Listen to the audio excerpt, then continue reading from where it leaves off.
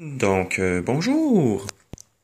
Aujourd'hui dans cette vidéo, je vous fais la suite de la vidéo sur le grid et hop, je passe comme j'avais dit au démontage du lecteur de disquette parce qu'il ne fonctionne plus et je l'ai essayé moi-même, donc je peux attester que le lecteur ne veut pas se laisser lire. Donc, on a ça qui se retire ici. Et c'est quel type de lecteur de disquette à l'intérieur? Mais c'est un lecteur de disquette standard. Mais si c'est que ça, ah non, il est alimenté. Il n'est pas alimenté de la même façon. Ok. Donc, il doit exister des convertisseurs, je suppose. Donc là, je dois juste continuer de dévisser les vis. Ok. Donc, on va passer, hop, au petit embout. Hop, et hop, allez.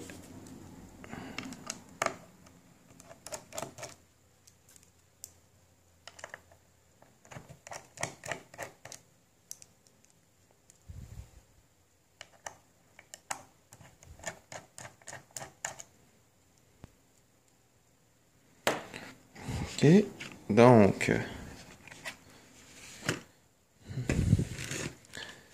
Ah, attends un peu. Est-ce que je peux... Ah, je peux le tirer. Et ça ici, hop, en fait, c'est juste... Voilà. Et je devrais pouvoir sortir tout le lecteur sans problème. Hop. Et... Voilà. Donc ça, c'est une marque que je connais déjà. Et non, en fait, c'est pas un lecteur de disquette classique, mais c'est pas très très grave. Donc je vais continuer de le dévisser et on va voir ce que ça donne. Bien, donc c'est assez intéressant comme intérieur. Donc je vais mettre une disquette pour observer le mécanisme. Voilà. Et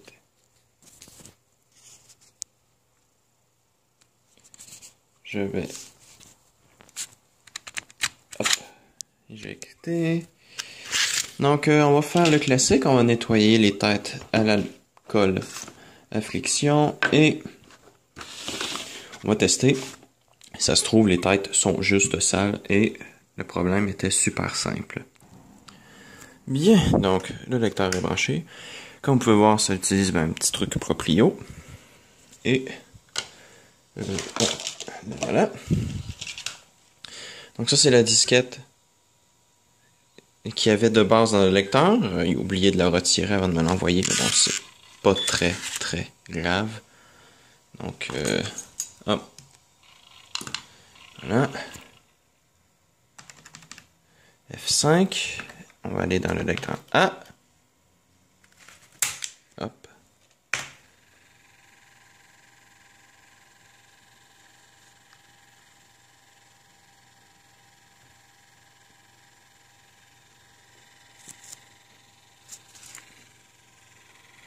Le disque ne tourne pas. Ok, donc c'est un problème de moteur.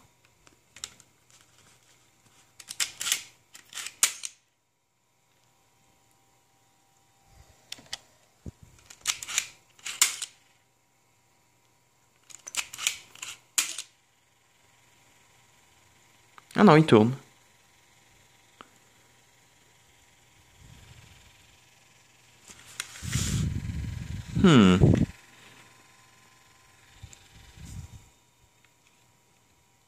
Ok, donc je vais continuer de bidouiller ça et je reprends. Donc, le, le lecteur est entraîné par une courroie. Wow. Wow, ok. Je m'attendais pas à ça, vraiment. Donc, en plus, où est le truc qui détecte la piste, que le lecteur est en piste 0? Ah, C'est ça ici, je crois. Donc, je vais continuer de faire mon investigation et je reprends. Ça se voit quand un truc est bien construit. Bon, sa construction est un peu bizarre, mais il est quand même bien construit. Tout se démonte super facilement, mais wow! Ici, on peut voir, on a deux petits condensateurs de surface. Ils n'ont pas encore coulé. Donc ça, pour le moment, je vais les laisser tranquilles. C'est pas ça qui m'intéresse en ce moment. Mais voilà, à un moment, il va falloir que je change tous les condos sur cette machine-là. Donc bon. Mais là, pour le moment, ça avance bien. Donc on va voir ce que ça va donner. J'espère que ça, c'est pas la cause du problème. Donc, j'ai nettoyé, huile un peu, mais le lecteur a pas l'air de vouloir tourner très très vite. Là, en ce moment, il tourne pas, mais on va faire les trails.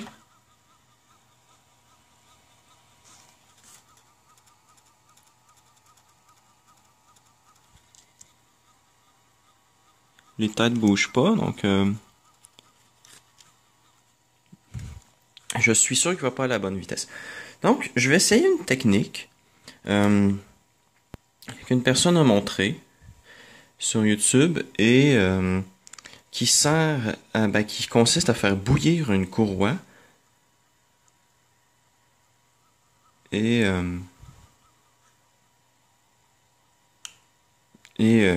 ça lui redonne sa forme.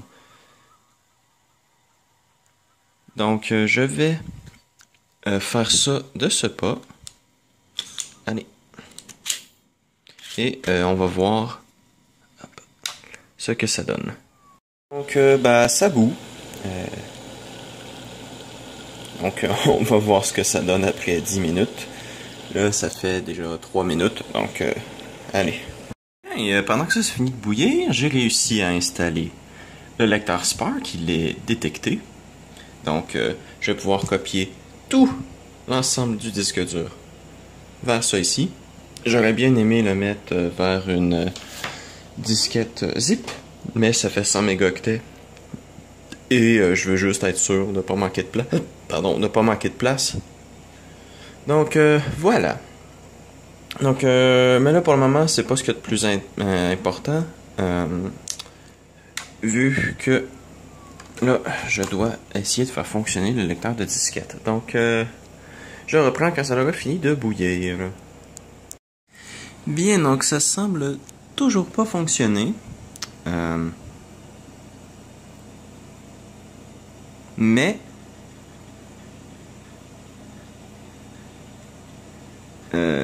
la courroie fait plus de bruit, elle est plus serrée, donc voilà, c'est réglé pour ça, mais ça ne veut toujours pas lire aucun disque.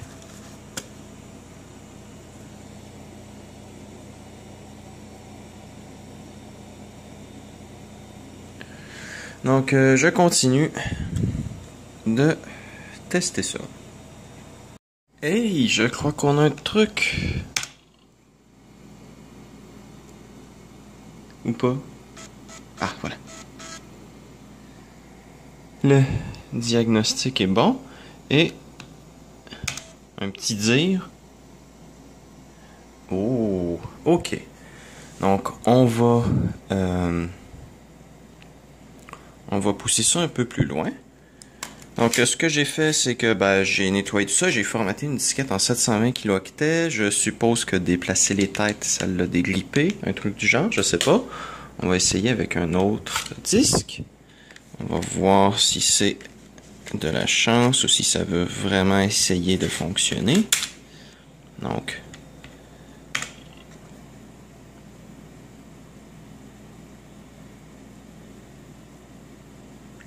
oui, dire. Oups, pardon. Dire A. Oh. Ça s'affiche. Et il est tellement silencieux. Vous pouvez pas vous imaginer à quel point c'est silencieux. Un petit huilage, ça lui a fait très du bien. Ok. Donc, hop. Ça, c'est une disquette d'installation. OK. Et les diagnostics, on va voir si je peux lancer un diagnostic. Est-ce que c'est une disquette de démarrage? Je vais dire A. Commande, oui, OK. Donc, on va faire CTRL-ALT supprimer. Le téléphone me dit que la pile est faible. Allez, plus vite. Il va falloir que j'aille chercher le chargeur.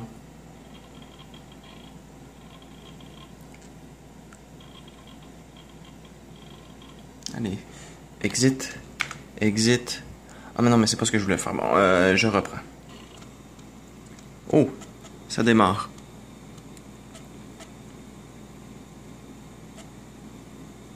C'est bien, c'est très très bien. Et silencieux aussi.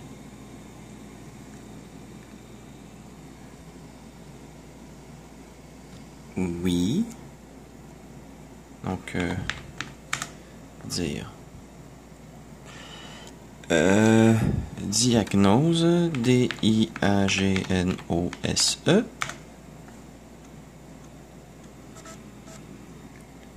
Ouh! Write Protect Error. Aha! Est-ce que la disquette est protégée en écriture? Oui, elle est protégée en écriture. Parfait. Donc, fail. C'est pas très très important. Fail. Voilà. Dire /W.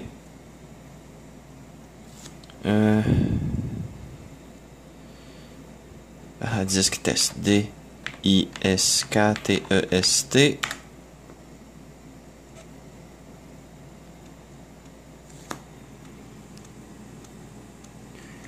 Parfait. Bien, donc le temps qu'il me reste encore de la pile, je vais terminer ça. Merci d'avoir regardé cette vidéo. Donc, le premier truc à réparer a été réparé. Donc, ça n'aura pas été très très compliqué. Un peu de nettoyage et de huilage. Et maintenant, la courroie est en très bon état. Donc, je ne vais pas avoir à m'en soucier. Et on a un Write Protect Error encore.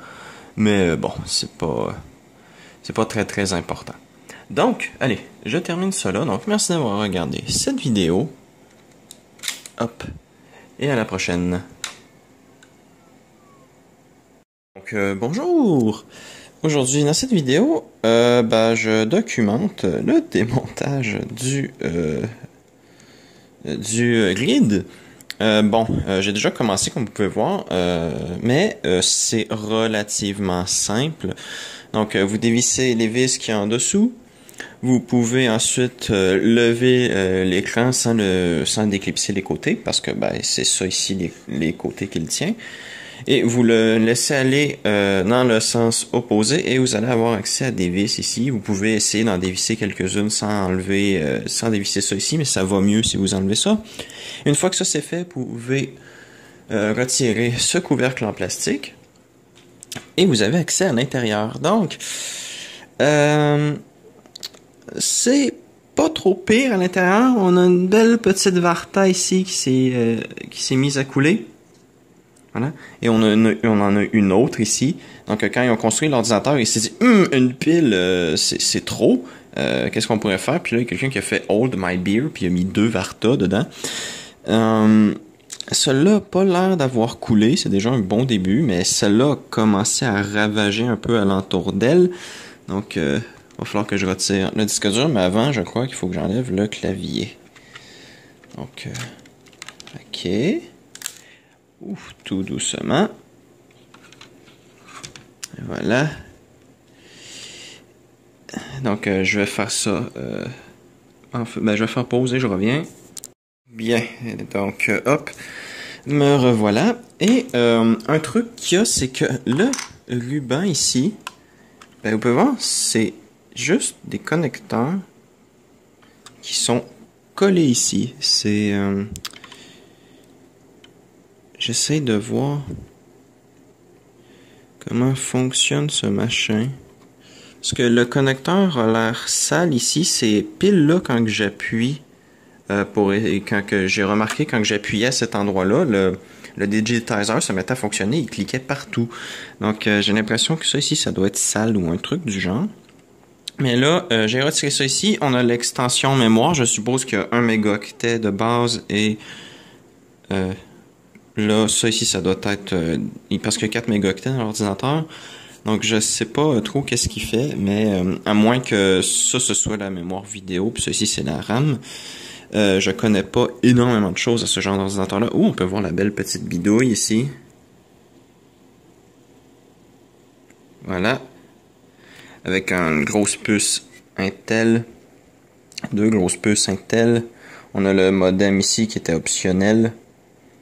Et je vais maintenant retirer le disque dur. Mais regardez-moi ce disque dur, il est petit. Bon, il doit être très épais, mais il est assez petit. Donc, allez, je reprends. Donc, focus, voilà. Il s'agit d'un disque dur Toshiba de 128 mégaoctets. Comme vous pouvez voir, il est assez épais. Donc, on va mettre ça de côté. C'est sur un connecteur IDE, donc voilà. Donc, on va mettre ça de côté et on peut voir un peu mieux la zone touchée. Et c'est relativement bien. Ça n'a pas l'air d'avoir été à beaucoup d'endroits. Il faudra que je nettoie le côté ici, d'ailleurs. Donc, je vais... ça ici, d'ailleurs. Ça, comment ça fonctionne? Parce que tout à l'heure, j'avais ouvert le capot et il voulait plus se refermer. Donc, bon. Je suppose que je vais mettre un peu d'huile et voilà, le modem, je crois que donc ça ici, c'est bon. Je vais donc continuer d'enlever les trucs parce qu'il faut que je puisse accéder à la pile ici et à celle-là, avant qu'elle ne coule. 3.6 volts et ça ici c'est 2.7 volts. Ouais. Il va falloir que je les garde et que j'en recommande. Il va falloir que je redémonte cet ordinateur-là une seconde fois après. Vous pouvez pas vous imaginer à quel point c'est stressant de démonter ce genre d'ordinateur-là. Parce que ils sont relativement solides, oui, mais le problème, c'est qu'il n'y en a pas eu des tonnes de vendus. Et ils valent quand même assez cher. Donc j'ai vraiment pas envie de détruire un truc comme ça. Donc j'y vais très très doucement. Et... voilà, donc je vais continuer et je reprends s'il y a quelque chose d'autre d'intéressant à montrer. Bien, donc je suis maintenant à l'intérieur de l'écran. Donc, ok. Donc on a cette partie-là ici qui est cachée, qui cache l'écran ici à l'avant. Pour ce qui est de ça ici à l'arrière, le câble passe dedans et... il y a une clip en métal ici et vous avez juste à la déclipser, ça s'ouvre et vous faites passer le fil par là. Et ici on a un écran avec l'inverter et on a le connecteur qui va vers l'écran. Donc ça doit faire le digitizer doit juste être en série en fait, il doit avoir une ou deux. Pardon, j'ai atteint la taille maximale qu'avait ma carte SD. Donc j'ai fait du ménage, donc avec c'est ça que je disais, donc le digitizer doit juste être en port série et voilà. Donc je vais pas essayer de retirer l'écran parce que ça a l'air collé dessus. Donc je vais pas y toucher. Et tout ce que je vais essayer de faire, c'est de retirer la partie en plastique ici pour que je puisse nettoyer le reste. Que je puisse nettoyer la coque ou je peux essayer de la nettoyer juste comme ça, mais voilà. Donc, ça prend de la place, ce machin, mais voilà. Donc, je reprendrai s'il y a une autre chose d'intéressant à dire. Eh bien, donc, un dernier petit aperçu que je remonte le tout. Voilà. Donc, ça ici derrière, c'est en métal. Et voilà, l'écran. Donc, je vais remonter tout ça maintenant que j'ai vérifié l'intérieur. Il n'y a pas de condo Tantal qui ont l'air d'avoir de problème. Tout a l'air en superbe bon état dans cette partie-là. Donc je vais remonter l'écran et ensuite je vais aller brancher le fer à souder et enlever la pile Varta. Petit retour sur le disque dur. Il est maintenu par des vis en plastique, ok. Mais regardez-moi ça, c'est presque mignon. C'est tellement gros que puis tellement petit à la fois que ça le rend mignon. Regardez-moi la puce, c'est dans un socle, c'est assez étrange aussi. C'est la première fois que j'en vois un comme ça. Voilà. Un petit survol pour que vous voyez. Toi, est-ce que tu as commencé à couler? Non. Non, ok. Ces condos-là sont encore bons. Donc voilà, allez. Bien, donc l'ordi démarre toujours, c'est déjà ça, mais ça veut toujours pas fonctionner, ça fait crasher l'ordinateur. Donc il doit y avoir un problème dans le câble flexible, mais j'y peux absolument rien. Je veux dire, c'est pas du tout un truc que je peux faire quoi que ce soit avec. Donc je peux essayer de bidouiller encore un peu le câble, voir s'il y a une façon de le faire fonctionner. Sinon, ouais, pen battery is low, mais voilà. Donc ça fonctionne toujours pas, donc voilà. Où est le bouton? Là, voilà. Donc allez, je vais continuer d'essayer de bidouiller un peu tout ça, voir si je peux essayer de le faire fonctionner. Je serais surpris. Bon, il faut déjà se compter chanceux que la partie du câble flexible qui a brisé, c'est que la partie tactile. Donc, comme ça, on n'a pas de ligne dans l'écran. C'est déjà ça, quoi. Donc, allez, je reprends. Bien, donc, je suis toujours en train de m'amuser avec ça, mais il y a un truc que je comprends pas. Donc, on est sur l'écran de test pour voir si le stylo fonctionne et ben, il n'y a rien. Mais dès que je touche à la plaque en métal,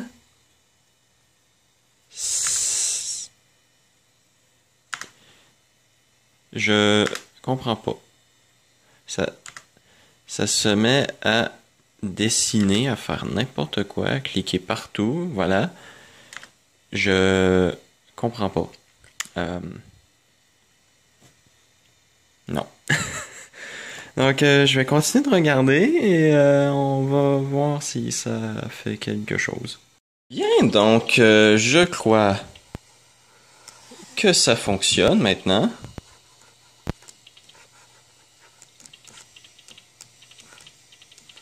Voilà. Donc, qu'est-ce que j'ai fait?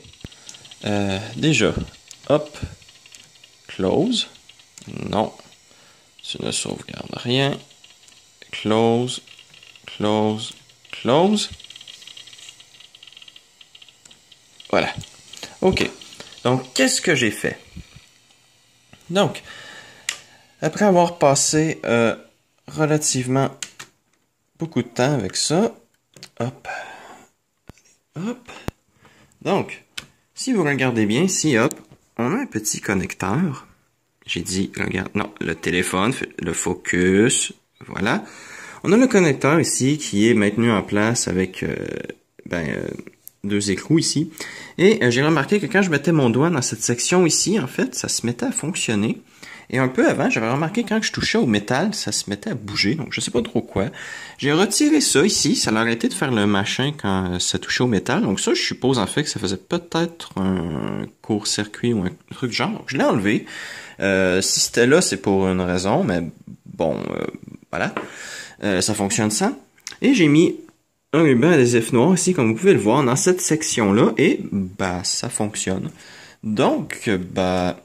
moi, tout ce qui me reste à faire, je vais réassembler l'ordi et je vais vous montrer un peu le machin et je vais vous laisser là-dessus parce que je vais faire une vidéo plus en profondeur sur le machin, bien entendu, plus tard. Donc, voilà. Allez, je reprends.